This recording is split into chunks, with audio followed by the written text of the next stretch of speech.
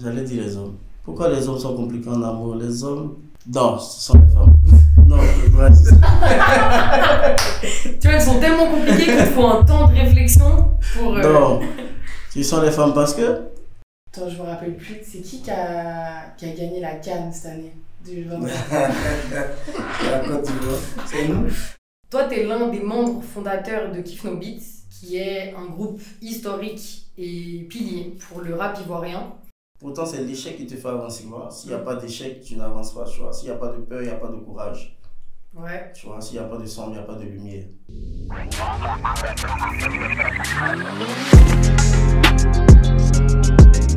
Salut à toutes et à tous, vous êtes sur Arkema. Aujourd'hui, on accueille Blacka dans On dissèque le cœur. On est en direct d'Abidjan, en Côte d'Ivoire, d'où le maillot, les 3 étoiles, pour représenter un petit peu. D'ailleurs, on en profite pour remercier la Côte d'Ivoire pour leur hospitalité. On a été vraiment bien accueillis chez vous, donc merci pour ça. Blacka, c'est un plaisir de t'accueillir aujourd'hui. On dissèque le cœur, pour expliquer un petit peu, c'est un format dans lequel on aura l'occasion de discuter en profondeur sur tes valeurs, tes vices, de l'humanité, l'amour, la famille, les amis, tout plein de sujets humains finalement. Toi, tu es né, tu as grandi et tu vis encore en Côte d'Ivoire. Tu as évolué entouré de musique, notamment avec ton père, qui est un artiste renommé en Côte d'Ivoire, qui s'appelle Boni Niaouré. Il y a aussi ta sœur, Dobé Niaouré, et ton petit frère, Lil Black, si on ne se trompe pas, qui sont tous des artistes très talentueux. Donc chez toi, la musique, c'est une histoire de famille. Tu as ça un petit peu dans l'ADN. Je pense que tu dois avoir des mélodies qui coulent dans les veines depuis toujours. Toi, tu es l'un des membres fondateurs de Kif No Beats, qui est un groupe historique et pilier pour le rap ivoirien. Par la suite, tu as aussi développé ta carrière en solo, en sortant différents projets et singles. Et là, tu viens tout juste de sortir Réminiscence, ton dernier album. C'est pour ça qu'on se voit aujourd'hui. Réminiscence, c'est un projet qui est profond et travaillé. Tu partages avec force et honnêteté qui tu es, ta manière de penser, tes états d'âme, tes prises de tête, ton rapport à la foi, ton rapport à la famille, à tes enfants. Il y a un côté profond, voire sombre, mais il y a aussi un côté lumineux avec toujours un côté très enjaillant, mélodieux, des phases qui sont un peu piquantes dans la rigolade, et puis le côté rap dure le feu. Tout ça avec aussi la magie ivoirienne, la touche ivoirienne dont seul vous maîtrisez le secret. Si.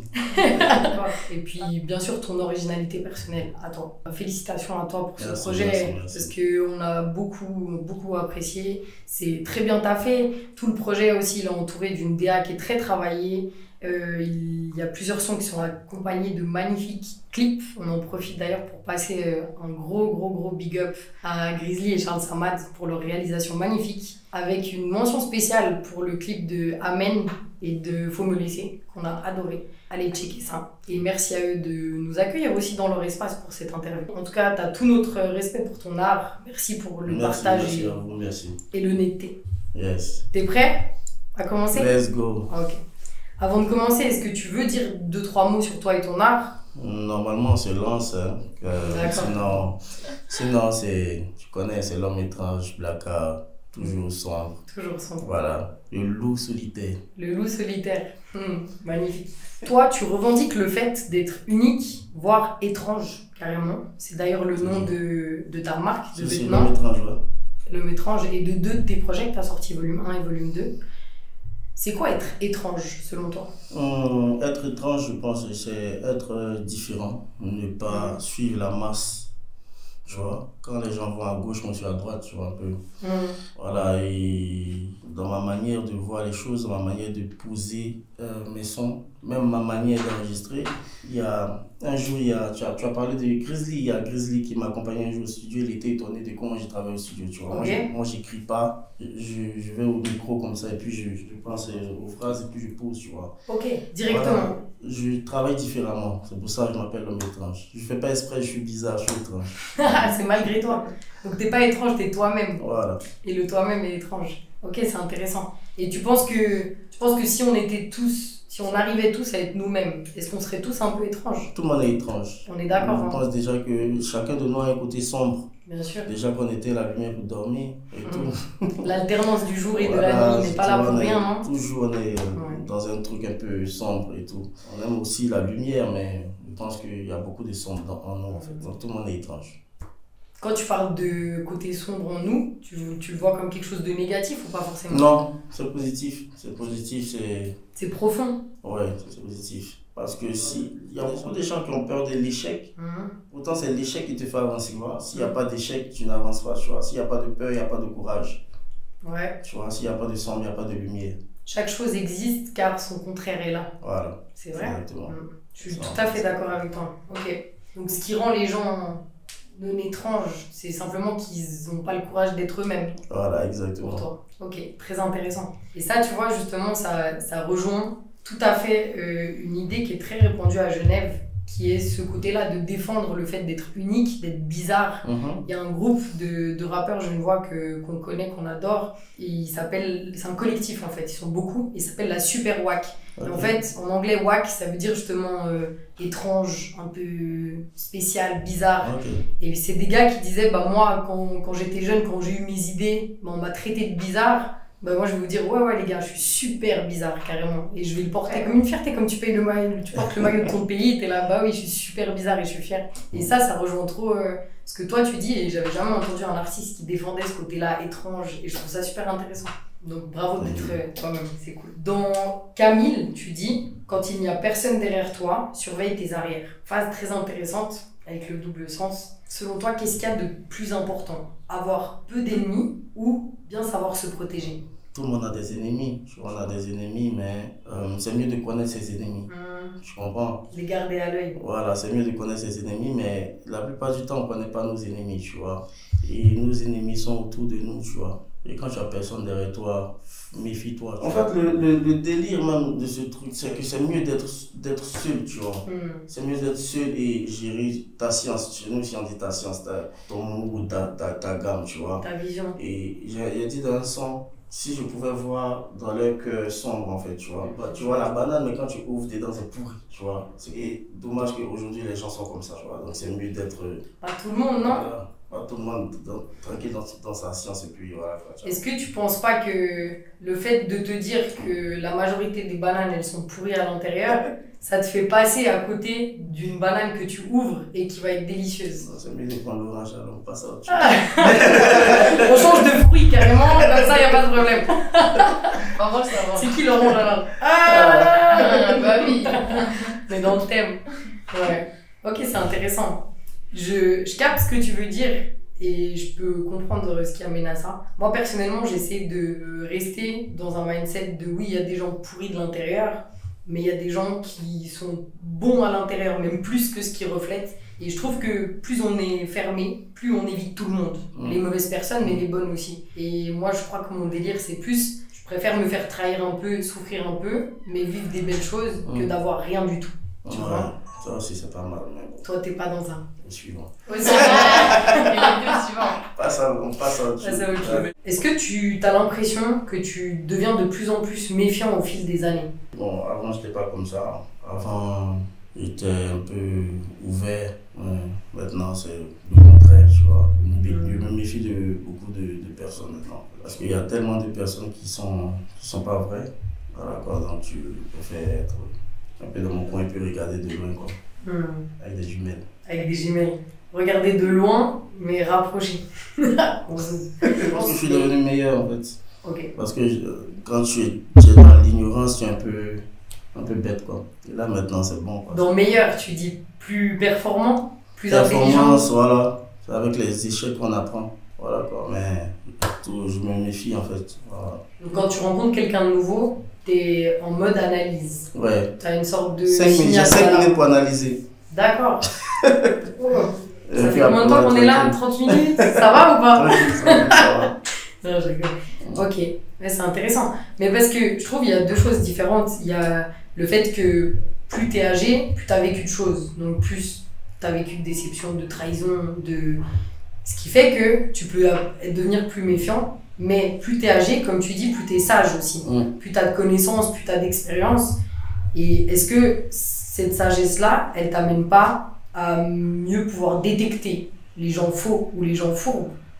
Si, c'est ce que j'ai dit tout à l'heure. Genre, quand je te vois, j'ai 5 à 10 minutes pour voir un peu si tu es faux ou tu es vrai en fait. Parce que tu es venu pour profiter, tu es venu pour foutre la main, tu vois un peu. D'accord. Et puis après, voilà quoi. Mais musicalement, ça m'a appris aussi à être beaucoup performant, un peu genre créatif. Hein, tu vois. J'écris mes, comment on appelle, souvent mes clips, j'ai des idées de clips, j'ai des idées de sons, des trucs un peu différents et j'essaie d'envoyer quoi. Ok, intéressant. C'est quoi selon toi la plus belle chose dans le fait d'être père? Quand j'ai eu ma fille, j'ai compris pourquoi mes parents me disaient de rentrer vite à la maison en fait. Parce que genre, c'est une autre personne que tu apprends à connaître, un être humain qui grandit avec toi, qui te ressemble et que tu aimes, tu vois, et qui te change, tu vois. Avant, j'étais dans l'excès, dans la vitesse, des trucs comme ça, et depuis ça est venu sur terre, j'ai arrêté beaucoup de choses, tu vois. Être parent, c'est quelque chose de merveilleux, puis ça te garde longtemps sur terre, ça t'évite beaucoup de problèmes. Ça t'apprend à prendre soin de toi. Voilà. Pour qu'ils puissent profiter de toi. Exactement. Tu as l'impression que c'est qui a le plus fait grandir l'un ou l'autre? C'est toi qui as le plus fait grandir tes enfants ou tes enfants qui t'ont le plus fait grandir? Bon, je pense que c'est les deux. Je pense que c'est les deux. Je pensais que j'étais grand et qu'elle est née. Je pense que c'est là que j'ai commencé à... T'as dû grandir encore. Voilà. Yes. Magnifique. Et c'est merveilleux quand même. Je suis pas encore maman, mais j'imagine que ça doit être un très beau sentiment. Si. Et ça permet de... Et toi, tu veux combien d'enfants? Moi, je veux combien d'enfants? Je crois que c'est pas à moi de décider de ça. Hein. On verra ce que le ciel m'apporte. Déjà, je serais reconnaissante d'en avoir tout court. On verra ça. Si on se trompe pas, t'es marié, t'as des enfants. Selon toi, ton avis... Non, j'ai un enfant. T'as un enfant, d'accord. T'es marié, t'as un enfant, une fille. Oui. Et des neveux et nièces, du coup, aussi. Si. Ok. Et si on parle d'amour, selon toi, c'est vraiment ton avis, qui est-ce qui est le plus compliqué en amour, les hommes ou les femmes? C'est une question bourbière. Il est derrière sa casquette. Je vais te mélanger un peu. C'est une question compliquée déjà. Moi, je pense que j'allais dire les hommes. Pourquoi les hommes sont compliqués en amour? Les hommes... Non, ce sont les femmes. Tu vois, ils sont tellement compliqués qu'il faut un temps de réflexion pour... Non, ce sont les femmes parce que, déjà, les hommes n'attendent pas beaucoup. Les hommes, ce sont les petites choses qui leur font plaisir. Par exemple, tu peux donner à ton mari un t-shirt. Il sera content. Il sera content. Ou une manette de PlayStation. Ou un CD. Mais la femme va vouloir beaucoup plus d'attention, malgré que tu lui as donné une Range Rover. Elle va vouloir beaucoup plus de présence à la maison, malgré que tu as acheté le dernier téléphone qui est sorti. Ce que tu es en train de dire, c'est que un homme, on peut l'acheter avec des cadeaux, et une femme, ça lui suffira pas. Non. Même si tu l'entretiens, elle aura besoin d'amour, d'attention. Elle a toujours besoin d'attention, toujours besoin de trucs. Même quand tu appelles et tu n'as pas fait exprès, tu as raccroché vite. Pourquoi tu me raccroches au nez? Des trucs comme ça. Ça crée des problèmes. Des problèmes, des trucs un peu compliqués, mais elles sont importantes aussi dans la vie des hommes, tu vois. Donc, bien sûr. Mais les hommes aussi ont besoin d'attention, non? Tu sais, l'éducation d'une femme et l'éducation d'un homme, c'est pas pareil. Déjà, les femmes sont des princesses. Donc, il faut prendre soin des trucs comme ça. C'est pour ça que vous êtes compliqués quand même. Et nous, tu penses que ça vient de notre éducation? Nous sommes un peu dans le freestyle, quoi. Genre. Donc, je dirais les femmes. Ok. Intéressant. Moi, je trouve que peut-être ce qui rend les femmes compliquées à vos yeux, c'est les émotions. Moi, je pense que les femmes, on partage plus nos émotions et on vit plus. En tout cas, je pense pas qu'on a plus d'émotions que vous. Je pense juste que, comme tu dis, dans l'éducation qu'on a eue, les femmes, on leur apprend plus à montrer leurs émotions, à utiliser leurs émotions. Et les hommes, non. On leur apprend plus à utiliser leur cerveau, et leurs mains et leur corps. Et... Les gens disent un garçon ne pleure pas, c'est compliqué. Tu vois? Pourtant, la femme, elle pleure tout le temps, elle se libère, tout ça. Et elle a le droit. Voilà. Et du coup, ça fait que quand nous, on exprime nos émotions. On libère trop aussi. On libère trop. Faut moins libérer. Ok, c'est intéressant. Et tu vois, je pense que la majorité des femmes sur Terre, à cette question, répondraient quoi à ton avis? Qui est le plus compliqué entre les hommes et les femmes? Elles vont dire l'homme. Ah bah oui. Ouais. Au final, c'est peut-être simplement parce qu'on se connaît mieux nous-mêmes et du coup, l'autre est plus compliqué. Voilà, exactement, c'est ça. Moi, je pense que c'est la femme. Malgré tout. Je pense que c'est la femme, ça. Mais c'est bien quand même d'être compliqué. Parce que si vous n'êtes pas compliqué, nous, on est naïfs. Et flemmard. On est naïf. On peut donner un business à un gars qui va gâter l'argent de la famille, par exemple. Et vous êtes tellement compliqué, vous allez dire non. Pourquoi lui donner, tu vois? Et c'est bien d'être avec quelqu'un qui est compliqué quand même. Tu vois? Ça permet d'éviter certaines erreurs. Ouais. C'est vrai, hein. Et ça permet d'évoluer. En vrai. Voilà, donc tu me reconnais que vous êtes compliqué. Je reconnais. Ah, mais moi, je reconnais qu'on est très compliqué. Voilà, ça c'est déjà bon. Mais je pense que vous êtes très compliqué aussi. un peu, mais pas que. Ouais. Moi, je pense que vous pensez être simple, mais qu'au final, à trop vouloir être simple, ça complique les choses. Tu captes ce que je veux dire? Et au final, on est juste différents, je pense, et ça se complète, comme tu dis. Hein. Dans Faut me dire, tu dis... Si tu ne m'aimes plus, que je ne suis plus ton pain, faut me le dire. T'es devenu bizarre, s'il y a quelqu'un dans ta vie, pardon, faut me dire.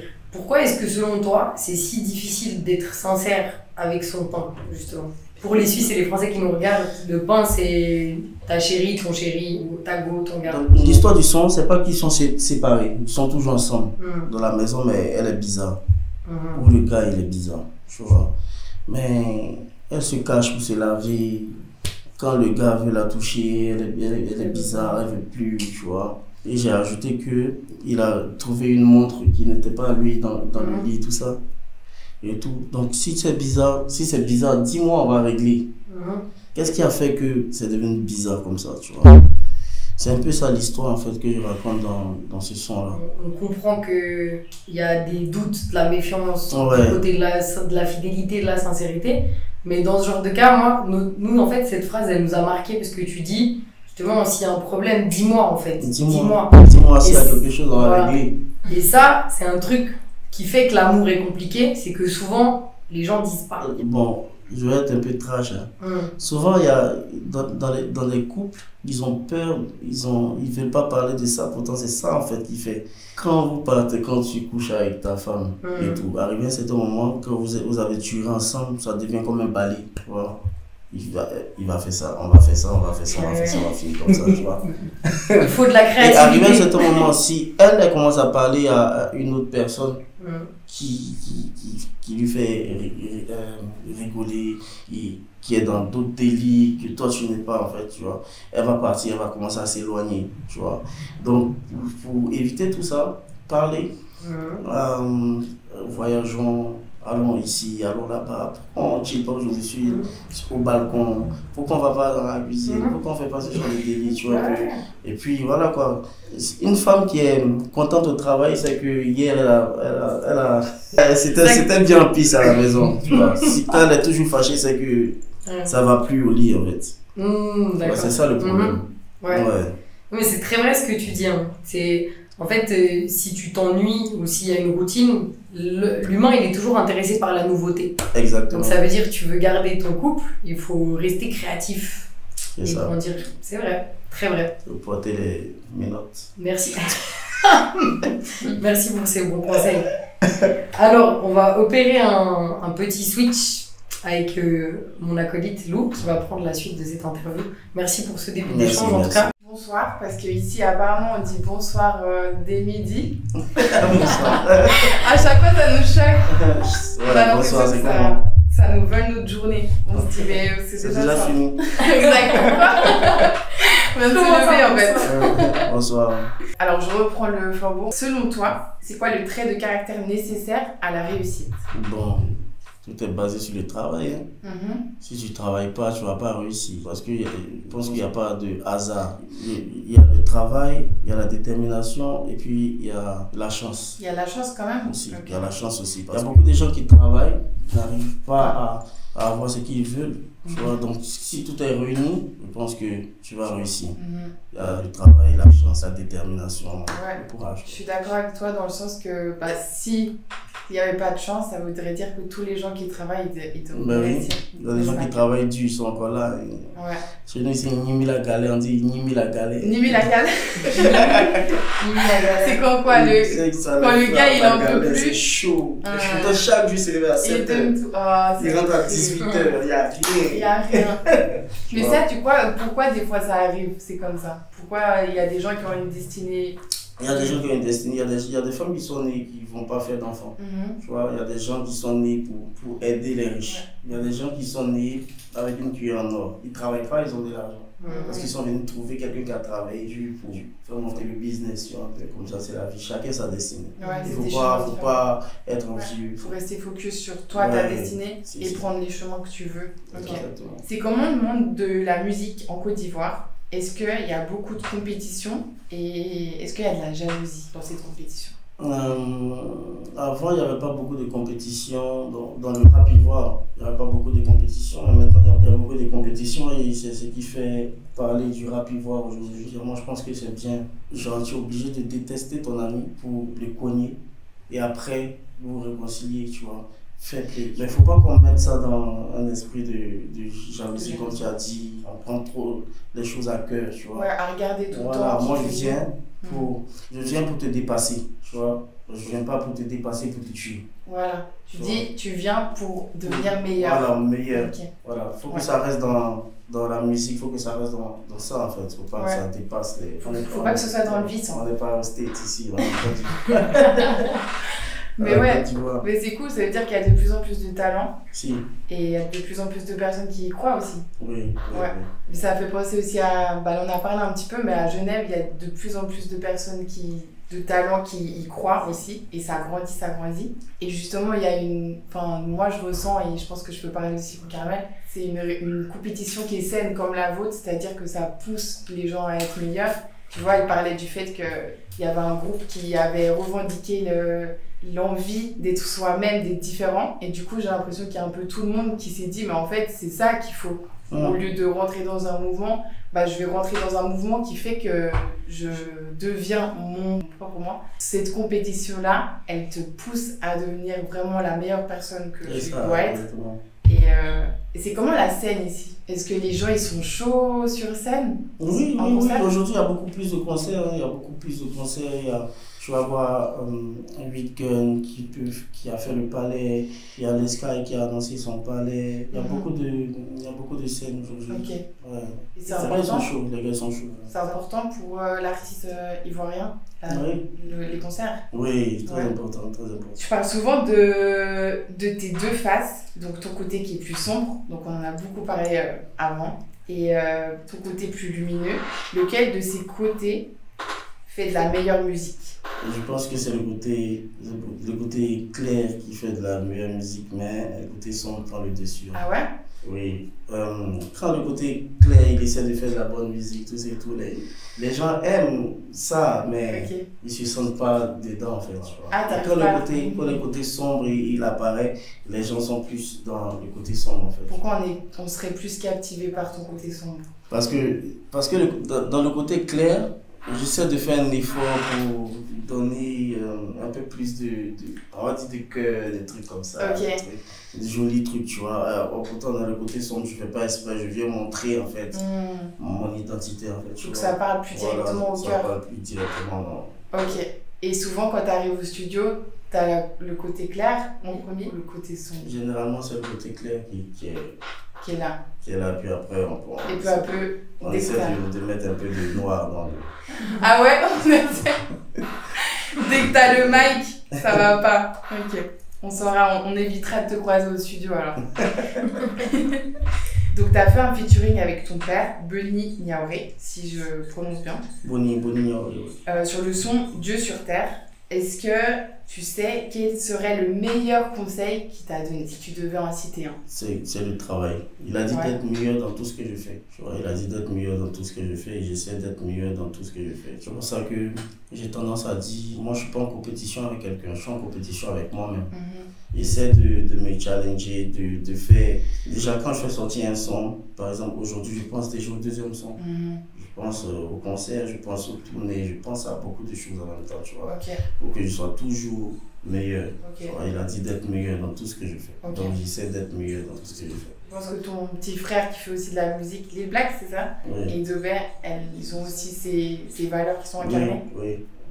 C'est pour ça que vous avez pris les trois ce chemin de la musique. Pour les Blacks, franchement, je savais pas qu'il aimait la musique. Ah voilà, tu l'as découvert en même temps que le premier clip. Je savais pas qu'il aimait la musique. C'est un jour, il a fait un freestyle avec mes baffes et tout, il a filmé, puis il m'a envoyé, j'ai envoyé à Didi, et puis on a posté le freestyle sur les réseaux. Et c'est comme ça a pris et il est rentré.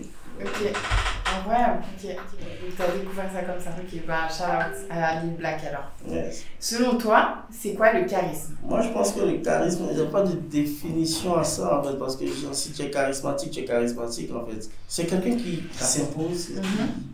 C'est l'énergie, peut-être une aura qui est spéciale. Ouais, je pense que c'est ça en fait. Il arrive dans la salle et tout le monde sait. Tout le monde sait qu'il est là en fait, ce gars-là, il est charismatique. Même dans sa manière de parler, sa manière de... Mais il y a des gens aujourd'hui, ils font exprès d'être... Ils essaient d'être charismatiques, mais c'est fou quand même. Tu vois, c'est le faux charisme en fait. Ouais, ils essaient d'être charismatiques, mais ils ne sont pas charismatiques. Okay. Il y a des gens qui ont une belle gueule, mais il y a des gens qui sont charismatiques. C'est différent. C'est pas pareil. Tu penses que c'est inné ou c'est quelque chose qu'on peut apprendre? Non, je pense pas qu'on peut apprendre. Ah ouais? Quand tu commences à apprendre, c'est faux en fait. C'est faux. Ah ouais? Moi, je pense que c'est faux. Ok, mais c'est intéressant. Je me demandais, parce que pour moi, quelqu'un de charismatique, je pense premièrement, c'est quelqu'un qui se connaît lui-même, tu vois. Et quand tu te connais toi-même, tu as conscience de tes valeurs, etc., tu es aligné avec tes valeurs. Et c'est pour ça que tu peux aussi t'aimer d'une certaine manière et agir d'une certaine manière. Et du coup, je pense que si tous les jours on apprend un peu plus sur nous, je pense qu'on peut devenir charismatique. On peut devenir charismatique. Enfin, en tout cas, je l'espère. Je pense qu'on est charismatique. Okay. Lui qui est devenu charismatique, c'est qu'il est né charismatique, mais il ne savait pas en fait. Après, il a commencé à être charismatique naturellement. En fait. Il y a des gens qui essaient d'être charismatiques, mais ça ressemble à de la comédie. C'est faux, c'est acté. C'est bizarre en fait. C'est comme... aujourd'hui, les gens ils ont essayé de copier les vrais magiciens, on sait que c'est faux ce qu'ils sont en train de faire. Il y a des vrais magiciens qui sont nés avec la magie. Ouais, ça c'est un don. Tu vois, c'est un don. Il y a des gens qui copient. C'est joli, mais on sait que c'est faux. C'est joli, hein. T'essayes, mais on sait que c'est faux. C'est joli, hein. Mais... Franchement, tu te donnes, mais on sait. Tu as mis tout le parfum, Jean-Paul Gaultier, des trucs comme ça, mes frères. Ça passe pas. On voit que l'intérieur ne suit pas. Tu voulais poser une question? Tu sens bon, mais ça sent pas bon. Non, je voulais te demander, c'est qui la personne la plus charismatique que tu connaisses? Abidjan. Ouais. Non. Toi? Belle réponse. Bah oui. Est-ce que tu étais charismatique déjà quand tu étais petit? Ma soeur m'a demandé comment j'ai fait. Ok. Et j'ai dit, je sais pas. Donc elle n'est pas charismatique, ça veut dire? Si. Elle m'a dit, quand tu arrives dans un coin, genre tu es bizarre, tu es à part, comment tu as fait? Je sais pas. Je suis né comme ça en fait. Je suis né comme ça. Moi, je me suis tatoué à 12 ans. Je suis rentré dans beaucoup de trucs à 12 ans, des trucs un peu différents. Ok, bah en tout cas, c'est intéressant de voir que tu vois le charisme comme un don. Je pense que c'est ça. Pas trop d'accord, mais... Bah, moi, je suis d'accord.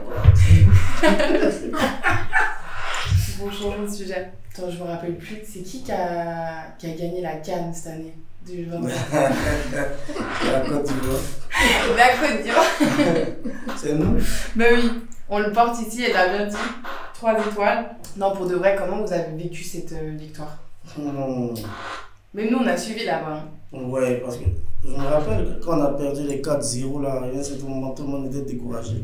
Et après, on a gagné la CAN, tout ça. C'était vraiment bien, quoi. Ouais, moi, je suis pas allé au stade. Pourquoi?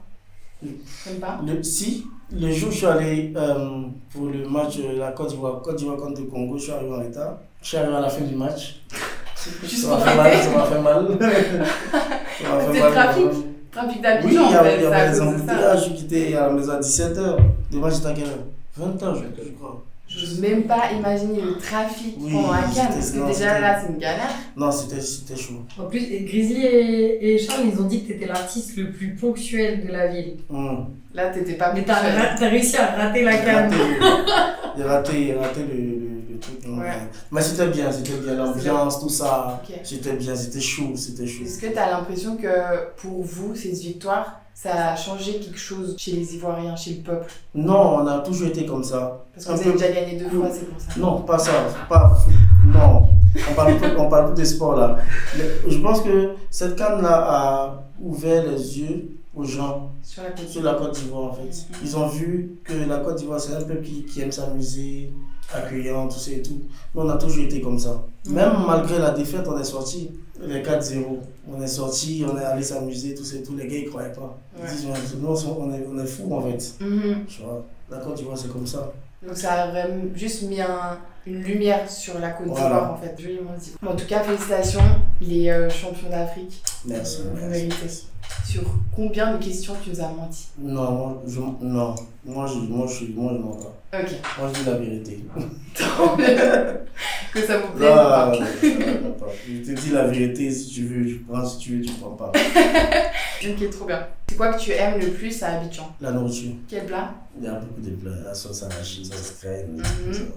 Avec le foutou? Nous, c'est régalé, hein. Franchement, ça va nous manquer. Et la nourriture, quand tu vois, c'est bien.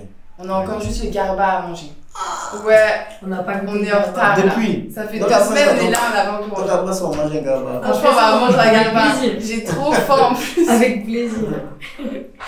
Vous avez vraiment une bonne cuisine, c'est incroyable. On s'est régalé. Et en plus, c'est varié. Il y a beaucoup de nourriture aussi. T'aimerais voir qui comme artiste dans ce format? Hamza. Hamza? Ouais.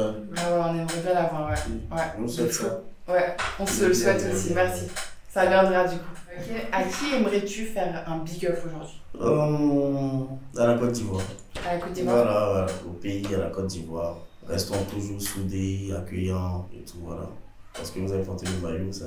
T'as vu? C'est Là, la on est preuve. venu en représentation là, du pays. Ouais. Mais du coup, je profite pour faire un gros big up à la Côte d'Ivoire aussi. Et je pense que je peux le faire aussi pour Carmel. On a trop aimé. Et comme tu as dit, vous avez le don d'accueillir les gens d'une manière vraiment... Franchement, c'est incroyable. C'est hyper humain. Vous êtes toujours là à aider, toujours souriant. Et on se sent vraiment chez nous alors qu'on est là depuis 2 semaines. Donc, voilà. Ça, c'est la Côte d'Ivoire. Va falloir aller récupérer un cachet à l'office du Ouais, c'est tourisme. ça.